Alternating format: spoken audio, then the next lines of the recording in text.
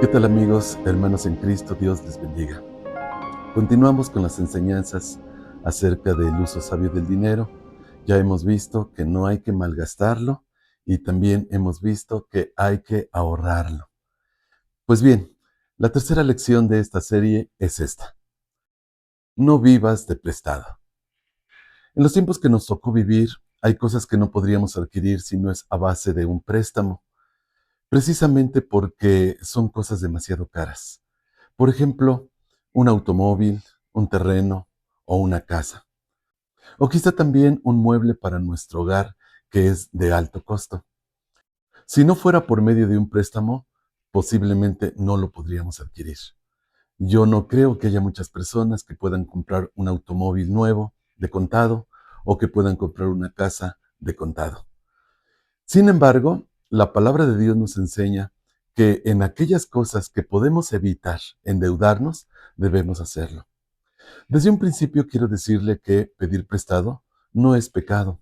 Sin embargo, Dios nos advierte sobre los peligros que entraña el pedir un préstamo. ¿Cuántas veces la necesidad ha llevado a una persona a endeudarse? Quizá no lo hace por gusto, sino que la vida lo empuja. Sin embargo, la palabra de Dios nos advierte del peligro que hay. En Proverbios capítulo 22, versículo 7 leemos, el rico se hace dueño de los pobres y el que toma prestado se hace siervo del que presta. Contraer una deuda ha metido a más de una persona en graves aprietos, porque no han atendido el consejo divino y otras personas han tenido que pagar mucho más de lo que pidieron prestado, precisamente porque no tenían la solvencia para saldar sus deudas. Una hermana de la iglesia que pastoreo se vio en un problema bastante grave. Sucede que pidió un préstamo en el banco de unos 11,000 o 12,000 pesos, ya no recuerdo exactamente la cantidad. Sin embargo, no pudo pagarlo en tiempo y en forma. Pasaron los meses y los años y un día le llegó un requerimiento legal. Ocurre que ya debía alrededor de 90,000 pesos debido a los altos intereses que se le fueron acumulando. Gracias a Dios, el banco le ayudó a financiar la deuda, le facilitaron las cosas y bendito sea el Señor, ya logró salir de ese agujero en el que se había metido. Y aprendió la lección, a la mala, pero la aprendió. Pero hay personas que no solamente se les ha aumentado la cantidad de la deuda, sino hay quienes se han visto envueltos en serios problemas legales. Algunas personas han terminado en la cárcel y otras más hasta han muerto. En tiempos del profeta Eliseo, la Biblia nos dice que hubo una mujer que se vio involucrada en un problema debido a deudas. Era viuda. No sabemos cómo fue que se metieron en esta deuda. No la juzgo, porque yo no estuve en sus sandalias. Pero la palabra del Señor nos dice esto. Una de las mujeres de los hijos de los profetas clamó a Eliseo diciendo, tu siervo mi marido ha muerto, y tú sabes que tu siervo era temeroso de Jehová, pero el acreedor ha venido para llevarse a 2 hijos míos como esclavos. El asunto es que ahora el acreedor quería cobrarse de cualquier manera. La historia no termina aquí, gracias a Dios, tuvo un final feliz. El profeta Eliseo, por designio divino, hizo un milagro multiplicando un poco de aceite que esta mujer tenía en su casa. Sin embargo, vemos que aunque era un siervo de Dios, se vio en una deuda que no debió haber contraído nunca. En tiempos del Nuevo Testamento, nuestro Señor Jesucristo nos narró una parábola en la que un hombre se vio envuelto en un caso similar. Dice la Biblia, por lo cual el reino de los cielos es semejante a un rey que quiso hacer cuentas con sus siervos. Cuando comenzó a hacer cuentas, le fue presentado uno que le debía 10,000 talentos. A este, como no pudo pagar, ordenó su señor venderlo junto con su mujer e hijos y todo lo que tenía para que se le pagara la deuda. Era un rey y él tenía todos los medios para hacer cobrar por las buenas o por las malas la deuda de ese hombre. Tampoco la parábola termina aquí. Le invito a que lea después en su Biblia cómo terminó esta historia. El vivir de prestado se ha vuelto el modo de vida de muchas personas. Se han acostumbrado a pedir, y muchas veces ni siquiera por necesidad, sino que, repito, se les ha convertido en un mal hábito. Otros más, como ya dije anteriormente, han sido empujados por la vida. La necesidad ha sido tan grande que no les ha quedado otro remedio que pedir prestado. Antes de continuar, le quiero leer un fragmento de una carta que el expresidente Abraham Lincoln le escribió a un hermanastro que le había pedido prestados $80. Y la carta que él le escribió nos deja una gran lección. Dice así: carta de Abraham Lincoln a su hermanastro John negándole un préstamo. 24 de diciembre de 1848. Querido Johnston, no creo que sea conveniente que cumpla con tu deseo de prestarte $80. En diversas ocasiones, cuando te he ayudado un poco, me has dicho que con eso te arreglarías, pero al poco tiempo te he encontrado en las mismas dificultades.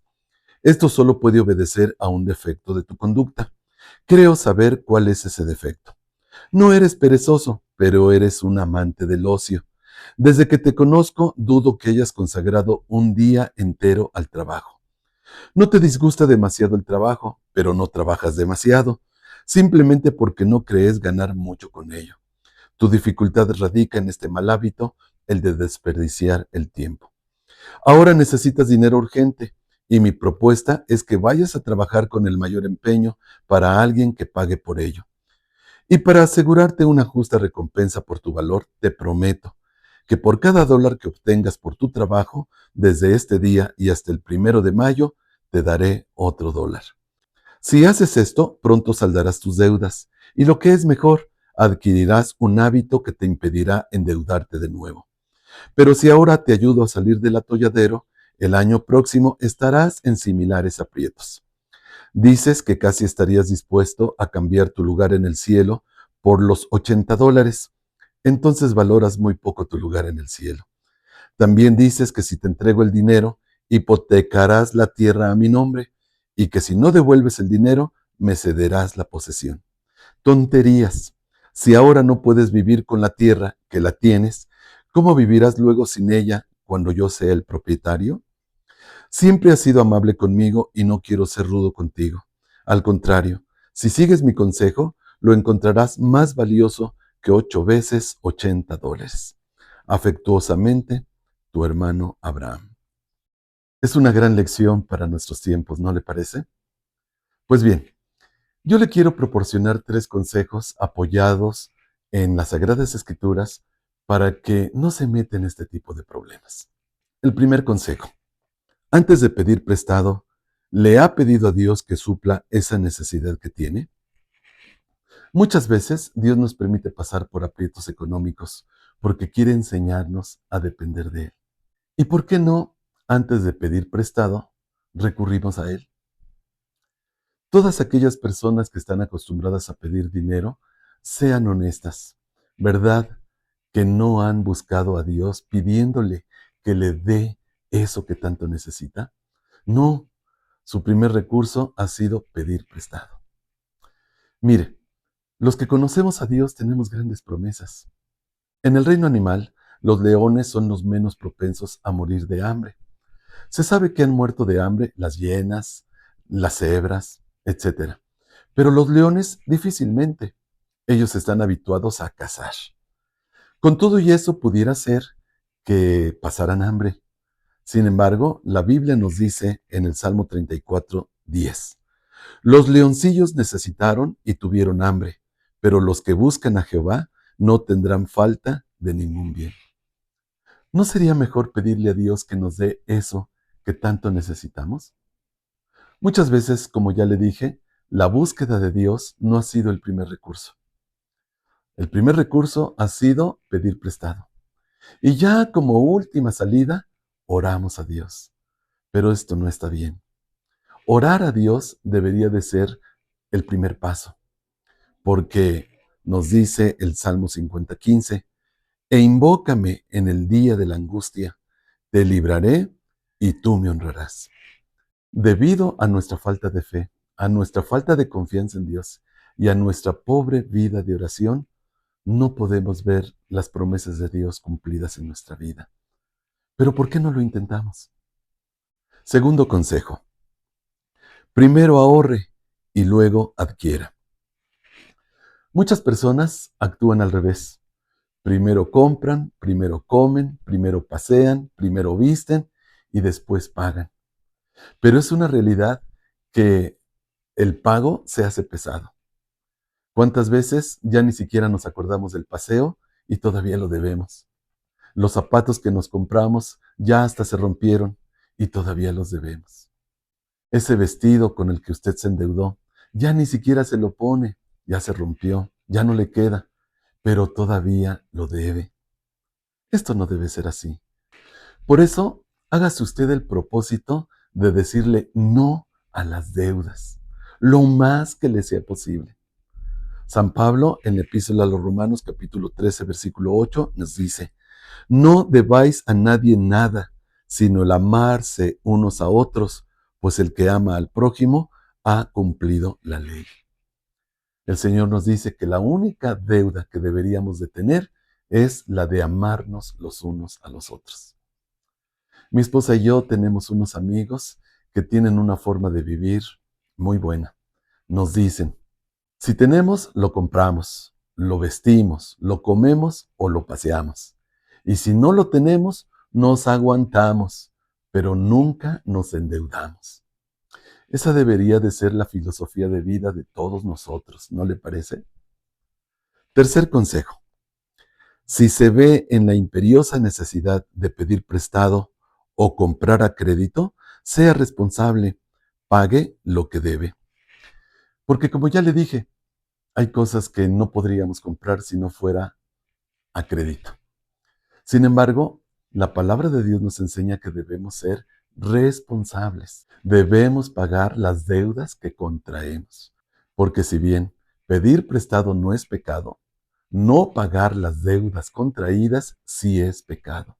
Y no importa si es una deuda pequeña o grande, tampoco si es con un amigo, con un familiar o con la agencia de automóviles.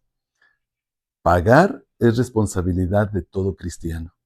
Dice la Biblia en el Salmo 37, 21, el impío toma prestado y no paga, pero el justo tiene misericordia y da.